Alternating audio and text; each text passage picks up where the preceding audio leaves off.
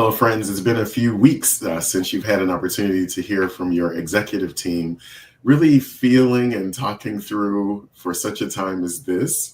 As we've been thinking about how we're still entering into this space, I'm conscious that it's 2 months since inauguration. It feels like 5 years, but it's only been 2 months. I'm finding in myself the need to continue to remind myself that this is a marathon and not a sprint. I think at the beginning, when executive orders were being signed and so many things was happening, I felt the energetic within myself to almost like, it's a sprint. We must do this now. We must act. We must move. And now I'm realizing that though the action is important, though the movement is important, it's going to be a marathon. There's some overwhelmedness in imagining that it might be a marathon, but there's also some strength in knowing it doesn't all have to be done today, in this hour, this week, that I can pace myself, I can pace my actions, I can pace my engagement, because knowing that the voice of reason, the voice of justice will have to continue to go on and on and on and on for weeks and months to come. And when I think about the gospel, I'm reminded that Jesus sort of encouraged us that this would be a way of life, that this isn't just because something is occurring in the world that we might show up and actually embody our faith, but that this might be something that we've committed to with our very lives. And so when I think about the fact that this sort of action, this engagement with empire, this engagement with structure, has been happening for millennia upon millennia, and that Jesus modeled it for us, sort of helps me settle into, hey, I kind of signed up for this by saying I will be a follower of Jesus. I sort of also agreed that when there was injustice in the world, when empire wanted to be stronger and louder than the messages of hope that our faith gives us, that I would say something about it, that I would speak up about it, and that in some ways I would dedicate my very life and being to always being on the right side of history and to those on the margin. So that's how I'm feeling in this moment. I'm feeling like I want to embrace the marathon and kind of let go sprint. So what about you, Chris? I feel similarly, and so grounded in faith. I feel so called for this time, and relevant in a way that I never thought possible, for how Christianity functions in this world. I, when I'm feeling overwhelmed, when I'm feeling too small for the work that we have before us, I'm reminded of the faith of our ancestors. I am reminded that everything we fear is happening to someone in the world right now.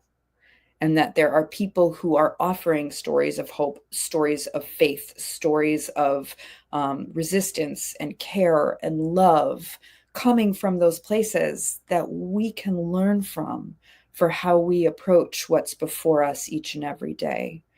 I feel so compelled by the call of Christ to love my neighbor as myself. And that's all these neighbors, all the neighbors, because it is the circumstances of people where they are, and we all have a role in that which is to come, and that it means everybody.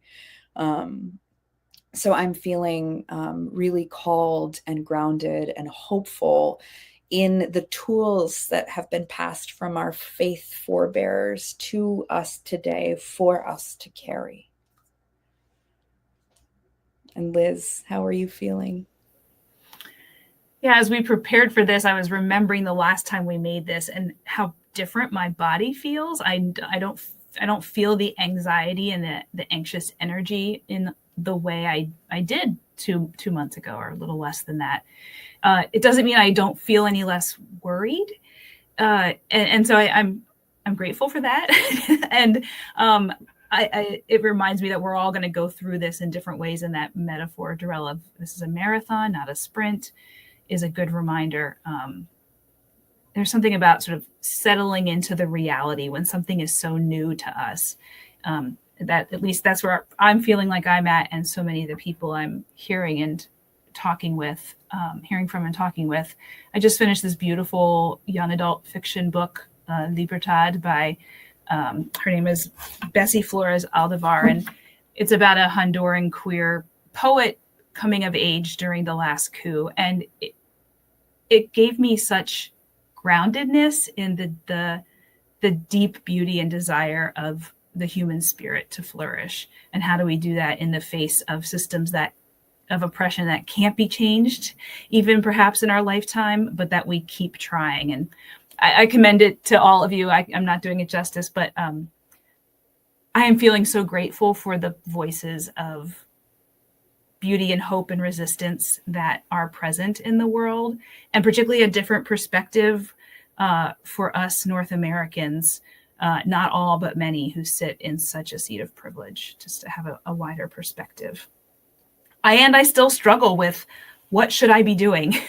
That is something that I hear that question so often from friends and family and from pastors and churches. What are we supposed to be doing? What's the thing we should be doing? And I know I sit with, and we as a leadership team sit with, wanting to help us tap into the actions that are happening that are so vital, and holding the greater perspective that we can't rush to fix this.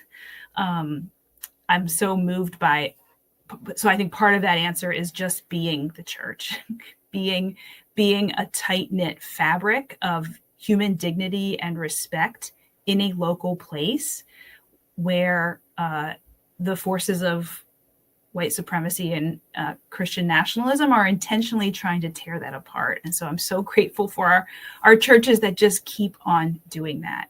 And then tapping into whatever is going on that it both connects to people's individual passions and communal passions and commitments. So one thing that maybe you've heard of is that on April 5th, there is this hands-off national movement of public and peaceful protest.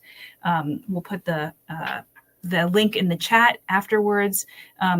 There's many happening in our region. I know some of our churches have chartered buses to go to some of them. Whether you're going to one of the big ones in one of the cities or you're going to the small one in your town square, it is an important place to speak out and be public and to take your symbols. I want to really encourage us to take our symbols of faith and our words of faith with us.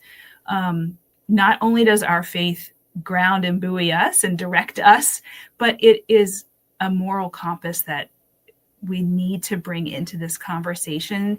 It is a unique perspective that people of faith can and need to bring into this moment. So that's maybe one place that you and your church or your neighbors and family might plug in. I'm hearing similar things. And I'm also, I'm hearing a lot of the anxiety is lifted, but that also means that there's some action. And I want to encourage us to direct that action towards our shared goal, that people who are the most and multiply oppressed, that those who are last become first, that those who are the least of these are upheld in who and how they are. I think it's really tempting to turn in and have infighting and point to the people who are safe to be angry at. In hearing and witnessing some of that, I want to hold us to the standards of care that we are called to by the faith we follow. Be kind to one another. Be kind across difference. We are on the same team. We are beside Christ in this ongoing generations-long call towards collective liberation. And we all have a role in the work that is to follow. Every single one of us has a role. One of the things I've heard kind of whispering on the edges of these conversations is, well, they don't really want me. I'm, a straight, white, older man without a lot to contribute right now. They don't want to hear from me. And I actually want to say, no, we do. We need you. We need you. The left has not done a great job historically making space for that. And we saw that evidenced, in November. And it is more important now than ever that you show up imperfectly and testify to the grace that we'll hold for each other. We don't have all the right words. We aren't going to have all the right actions, but it's not about right. It's about showing up again and again in conversation with each other and in conversation with Christ. So that's some of what I'm hearing and some of what I want to encourage us to hold collectively, even as we continue this marathon. Darrell, what is it that you are hearing and anticipating as we move ahead? Well, one of the things I want to lift up is so many of our churches have joined us in the Lenten fast against these companies who have pulled out of their DEI commitment. So God bless you. I appreciate that everyone is sort of doing it at their own pace as they're able, based on the companies that are near them, based on what they need to sustain themselves. So God bless you for that. For others of us, there's an organization within our Southern New England context, Christians for Democracy, organized by one of our clergy members, Reverend Lizzie Peterson, who's engaging and asking folks that maybe on Palm Sunday during coffee hour, you could make signs, protest signs for justice. And then maybe on Easter, you might finish the worship service of celebrating the resurrection, and then you might go out and do something. I'm going to be with a group of churches on the Cape during Palm Sunday weekend, and we're going to be having a revival retreat for the day called For Such a Time as This. And we met this morning, and we decided that at the end of that retreat day, we're going to make protest signs. And then we're going to invite people to use those protest signs whenever they go out protesting, or maybe even do something simple like put one in the window of your house. So maybe that's just a witness. And maybe your protest sign says something like, "We love our trans siblings." So there might be words of encouragement that you can give no matter who you are or where you are to find yourself in this. One of the last things I shared was, there are simpler things that we could be doing that we may not think about. And I thought, what if the churches in the Southern New England Conference agreed to one day where all of our churches will be open at 7 p.m., candlelit spaces, and we would just invite ourselves to corporate prayer. No matter who you are, where you are, you could stop by a congregational church on one particular day and pray.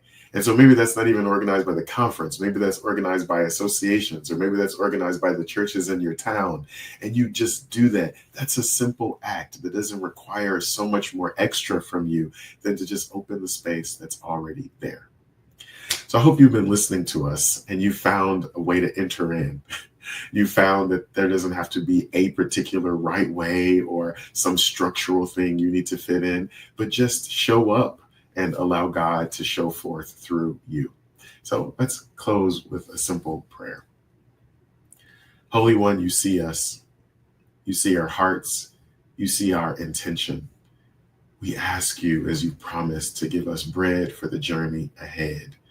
These 2 months, which have felt like the past 5 years, have maybe left some of us weary in well-doing.